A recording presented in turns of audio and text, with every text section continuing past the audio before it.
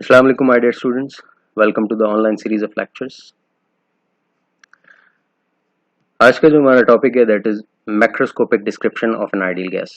इससे पहले कि मैं लेक्चर स्टार्ट करूं, मैं आपको एक रेफरेंस देना चाहूँगा कंसर्न करने के लिए कि लेक्चर तैयार करने के लिए आप जेवर्ट सर्वे की बुक का चैप्टर नंबर 19, ये पार्ट जो है थर्मोडायनामिक्स का है, तो इसका चैप्टर नंबर 19 है टेम्परेचर। टॉपिक है 19.5 macroscopic description of an ideal gas. तो इस टॉपिक के अंदर काफ़ी ब्रीफ डिस्कशन जो है वो मौजूद है। फॉर्मूला जो है आइडियल गैस का वो भी इसके अंदर ड्राइव किया हुआ है, तो आप कंसर्न कर सकते हैं इसको। तो हम स्टार्ट करते हैं अपना lecture. Macroscopic description of an ideal gas. तो सबसे पहले हम ये देखें कि मैक्रोस्कोपिक का क्या मतलब है। जब हम बात कर रहे हैं मैक्रोस्कोपिक, तो macro is a Greek word जिसका मतलब लार्ज या लॉन्ग है। Description means defining something. So macroscopic description का क्या मतलब हुआ? Defining a gas on large scale with the help of physical quantities. तो जो मैक्रोस्कोपिक में हम फिजिकल क्वांटिटीज यूज कर रहे हैं वो 4 फिजिकल क्वांटिटीज हैं जो डिस्क्राइब करती हैं मैक्रोस्कोपिक डिस्क्रिप्शन को, जिसमें प्रेशर, वॉल्यूम, टेम्परेचर और मास है। तो जब हम इन वैल्यूज को कंसीडर करते हैं तो इनके दरमियान रिलेशंस बनाते हैं, और वो जो रिलेशंस हैं वो गैस लॉज के नाम से जाने जाते हैं। आइडियल गैस क्या है, आप अपनी बेस क्लासेस में पढ़ चुके होंगे इसके बारे में। आइडियल गैस जो है बेसिकली एक हाइपोथेटिकल गैस है, एक आइडियल अप्रोच है जिसके अंदर हम ये कंसीडर करते हैं कि ये जो गैस है इसके मॉलिक्यूल्स या एटम्स के दरमियान किसी किस्म की कोई इलेक्ट्रोस्टैटिक अट्रैक्टिव या रिपल्सिव फोर्सेस मौजूद नहीं होती। हम एक नेग्लिजिबल मास के अंदर, इनफाइनाइट मास, नेग्लिजिबल स्पेस के अंदर इनफाइनाइट मास ऑफ गैस जो है उसको कंफाइन कर सकते हैं। और आइडियल गैस जो है वो एग्जैक्टली गैस लॉज को फॉलो करती है और इस PV is equals to NRT ideal gas equation को टोटली सेटिस्फाई करती है। तो इस लेक्चर के अंदर हम जो लॉज डिस्कस करने वाले हैं उसमें ये 5 लॉज हैं। बेसिकली ये 4 हैं, 5वां जो है ये कंबाइंड लॉ है जो उन चारों को मिला के हम बनाते हैं। Boyle's law, Charles law, Amontons law and Avogadro's law. Boyle's law, Charles law और एवोगैड्रोज लॉ के बारे में शायद थोड़ा बहुत आप लोगों को कॉन्सेप्ट हो, बट स्टिल हम इसको एक्सप्लेन करते हैं। Boyle's law was proposed in 1662 by Robert Boyle. उसने क्या स्टडी किया? उसने स्टडी किया वॉल्यूम एंड प्रेशर का रिलेशन। अब ये देखें, जब भी हम किसी लॉ को डिस्कस करेंगे using these quantities pressure, volume, temperature and मास, तो जिन 2 क्वांटिटीज को हम कंसीडर कर रहे हैं किसी भी लॉ में, जिस तरह यहाँ पे वॉल्यूम और प्रेशर को हम कंसीडर कर रहे हैं, तो बाकी जो 2 क्वांटिटीज हैं जिस तरह से टेम्परेचर और mass, they will be considered as constants. Volume of a given mass of a gas is inversely proportional to its pressure at constant temperature। अब स्टेटमेंट से जाहिर है गिवन मास, गिवन मास का मतलब क्या हुआ कि मास कांस्टेंट हो गया एंड कांस्टेंट टेम्परेचर। तो जब मास कांस्टेंट है, टेम्परेचर कांस्टेंट है, तो वॉल्यूम और प्रेशर के दरमियान एक इनवर्स रिलेशन है। मैथमेटिकली ये फॉर्मुलेशन हम इसकी किस तरह से करते हैं कि V is inversely proportional to P या P is inversely proportional to V।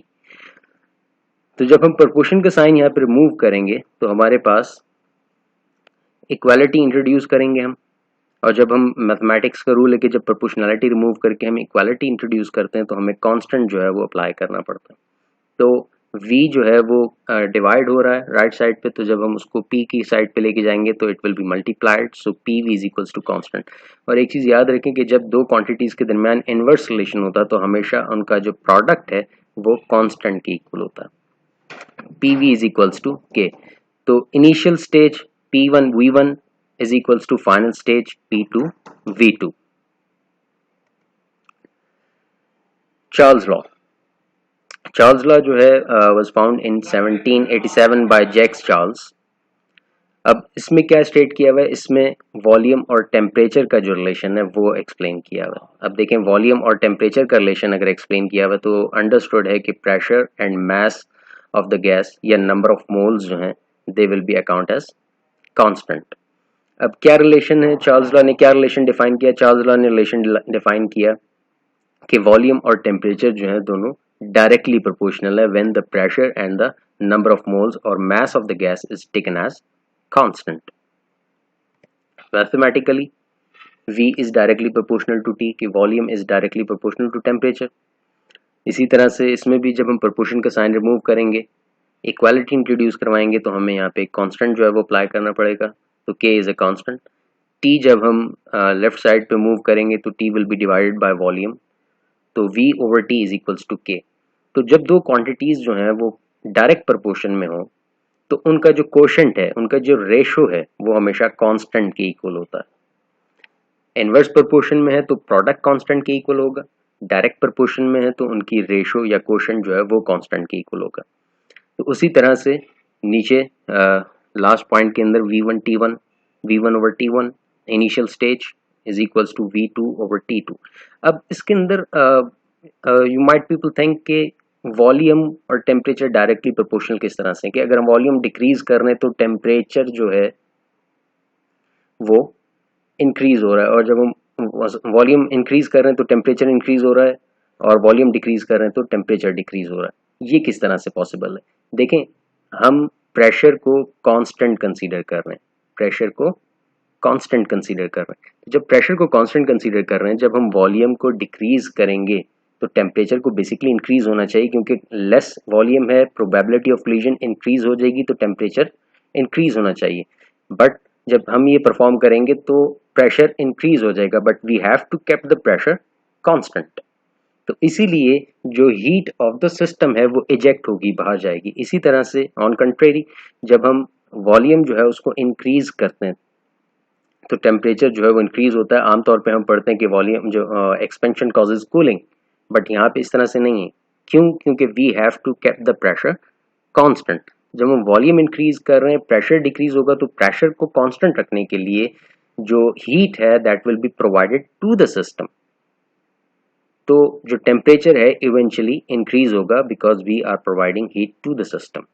तो ये एक सिंपल कॉन्सेप्ट इस चार्ल्स लॉ के अंदर मौजूद है that might be misunderstood by most of the students. Hamilton's law, Hamilton's law को हम प्रेशर लॉ भी कहते हैं। गिलुसेक्स ने 1808 के अंदर जो है प्रपोज किया, और इसके मुताबिक प्रेशर और टेम्परेचर जो है वो डायरेक्टली प्रोपोर्शनल है, जबकि वॉल्यूम और नंबर ऑफ मोल्स या mass is taken as constant. तो प्रेशर और टेम्परेचर के दरमियान जो रिलेशन है इसको हम लॉ ऑफ प्रेशर कहते हैं या हैमिल्टन्स लॉ भी कहते हैं। तो ये मैथमेटिकली किस तरह से डिफाइंड है कि P is directly proportional to T। अब वही बातें बार बार रिपीट हो रही हैं विद डिफरेंट क्वांटिटीज। तो जब डिफरेंट क्वांटिटीज आ रही हैं, वही मैथमेटिकल रिलेशंस जो हैं वो उसी तरह से ही हैं। जब प्रोपोर्शन का साइन रिमूव करेंगे, इक्वालिटी इंट्रोड्यूस करवाएंगे, तो there will be a constant in it. तो K जो है वो कांस्टेंट है। अब यहाँ पे डायरेक्ट प्रोपोर्शन में थे तो क्या होगा कि जो रेशो है वो कांस्टेंट के इक्वल होगी, किसकी? प्रेशर और टेम्परेचर की, at constant number of mole and volume.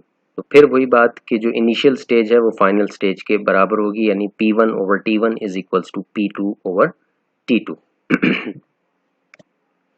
Avogadro's law 1811 में स्टेट हुआ एवोगैड्रोज लॉ, और बहुत ही सिंपल है, जो बड़ी आसानी से समझ आने वाला है। एवोगैड्रोज लॉ क्या कहता है कि भाई अगर आप मास इंक्रीज करेंगे या नंबर ऑफ मोल इंक्रीज करेंगे गैस का, तो उसका वॉल्यूम इंक्रीज हो जाएगा, और अगर आप मास डिक्रीज करेंगे तो वॉल्यूम डिक्रीज हो जाएगा। अंडरस्टूड है, इसके अंदर कोई रॉकेट साइंस नहीं।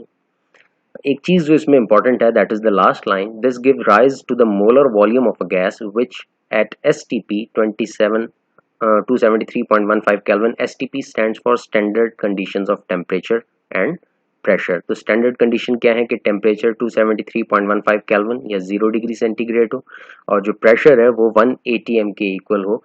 तो जो मोलर मास है किसी भी गैस का, that would be equal to 22.4 litres. Litres is the unit of volume. Formulation बिल्कुल उसी तरह से ही है। V is directly proportional to N, N is the number of moles, P and T remains constant। तो जब हम proportion का sign remove करेंगे, constant इंट्रोड्यूस करवाएंगे, V is equals to K, N, K is the constant। तो N जब इस तरफ को V की तरफ लेफ्ट साइड पे आएगा तो it will be divided by V, और इनका जो quotient है, इनका जो रेशो है, that will be equals to constant। और final initial final stages V1 over N1 is equals to V2 over N2, दोनों इक्वल रहेंगी। So that is the last thing of this lecture, combined and ideal gas laws. अब हम क्या कर रहे हैं, हम 3 डिफरेंट लॉज जो हमने पढ़े हैं, Boyle's law, Charles law and Avogadro's law, हम इन तीनों को कंबाइन कर रहे हैं। मैं एक क्विक लुक दे दूं आपको कि इनके रिलेशंस क्या थे। बेसिकली बॉयल्स लॉ के अंदर रिलेशन जो था वो था V और P के दरमियान, क्या कि इनवर्सली प्रोपोर्शनल है। V is inversely proportional to P, तो हम किस तरह से लिखते हैं, V is proportional to 1/P। तो ये एक रिलेशन हो गया। चार्ल्स लॉ में V is directly proportional to T, दूसरा रिलेशन हो गया, इसको माइंड में रखिएगा। एवोगैड्रोस लॉ के अंदर V is directly proportional to N, ये तीसरा रिलेशन हो गया। Now we are combining all these 3 relations. V is inversely proportional to P, Boyle's law. V is directly proportional to T, Charles law. V is directly proportional to N, Avogadro's law.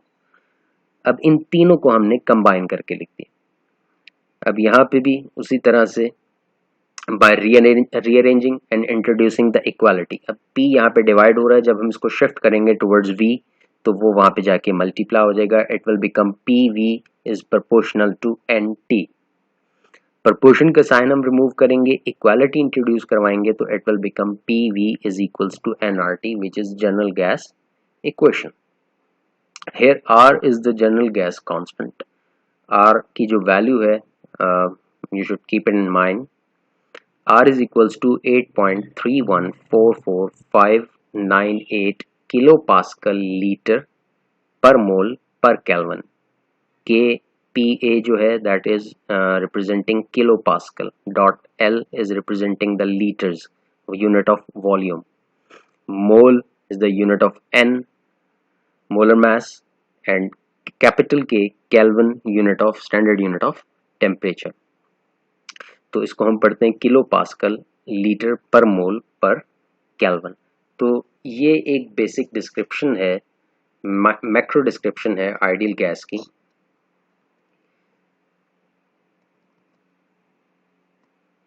जो हम define करते हैं by using 4 different physical quantities, जिसमें pressure, volume, temperature and mass है। मैं फिर वही बात रिपीट करूंगा कि जब हम किसी भी 2 क्वांटिटीज के दरमियान रिलेशन जो है वो डिफाइन करते हैं, कोई लॉ जो है वो डिफाइन करते हैं, तो जो बाकी रिमेनिंग 2 क्वांटिटीज हैं वो हमेशा कांस्टेंट रहती हैं, और जब तक वो कांस्टेंट रहेंगी वो लॉ जो है वो वैलिड है, वो लॉ जो है ओबे होगा बाय आइडियल गैस।